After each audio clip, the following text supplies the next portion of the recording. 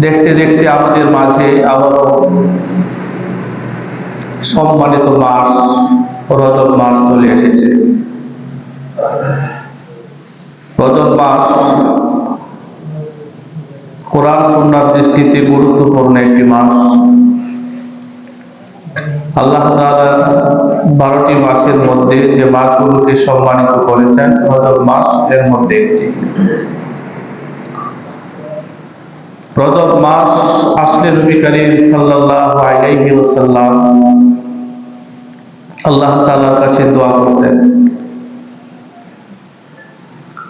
কাঙ্ক্ষিত মাস মাহে রমাদান যেন পাওয়া যায়, সেই পর্যন্ত যেন হায়াত আল্লাহ তাআলা দান করেন।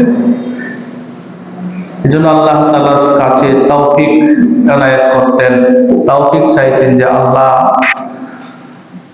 রজব মাস এবং শাবান মাসে আমাদের উপরে আপনি বরকত দান করেন এবং রমজান মাস পর্যন্ত আমাদেরকে পৌঁছায় দেন।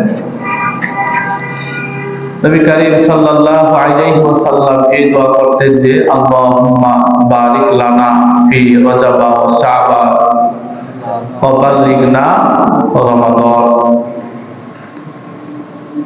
সব সময় রজব মাস থেকে আল্লাহ রাসূল সাল্লাল্লাহু আলাইহি ওয়াসাল্লাম মহা বরকতময় মাস মাহে রমাদানের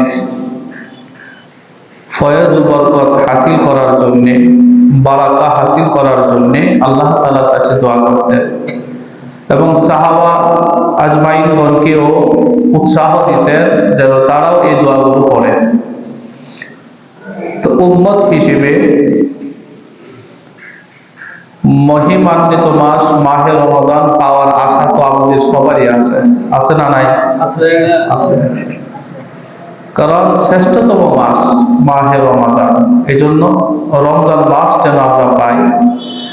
12টি মাসের মধ্যে সবগুলো মাস প্রায় শেষ হয়ে গেছে, আর মাত্র 2 মাসের চেয়েও কিছু কম সময় বাকি আছে যে মাহে রমাদান। রজব মাসের পরেই তো শাবান মাস, শাবান মাস শেষ হইলেই রমজান মাস।